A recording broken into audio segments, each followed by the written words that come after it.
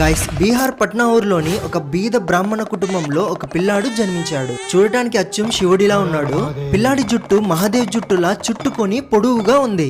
మరియు గొంతు చుట్టూ ఇలాంటి మార్క్స్ కూడా ఉన్నాయి. ఎలా ఉందంటే కొన్ని సంవత్సరాలుగా ఏదో పాము చుట్టుకున్నట్టుగా ఉంది. ఆ బాబు పుట్టకతో ఆ ఫ్యామిలీలో ప్రతి ఒక్కరూ చాలా సంతోషంగా ఉన్నారు. కానీ ఆ సంతోషం ఎక్కువ రోజులు లేదు. సడన్ గా ఒక రాత్రి ఆ పిల్లోడి తల్లిదండ్రులకి స్వయంగా మహాదేవ్ వచ్చి, మీ ఇంట్లో పుట్టిన పిల్లోడు ఎక్కువ రోజుల అతిథి కాదు, 2 రోజుల్లోనే చనిపోతాడు. ఆ పిల్లోడు ఇంకెవరో కాదు, స్వయంగా నేనే. నేను 2 రోజుల లోపల మరణించిన తర్వాత నన్ను ఖచ్చితంగా భూమి లోపల బుంచండి అని చెప్పారు. మీకు తెలిసే ఉంటుంది, 11 సంవత్సరాల కంటే చిన్న పిల్లోల్ని మన సనాతన ధర్మంలో కాల్చకుండా బూంచుతారని. మహాదేవ్ చెప్పిన ఎగ్జాక్ట్ 2 రోజుల తర్వాతే ఆ పిల్లోడు బ్రతకడు, చనిపోతాడు.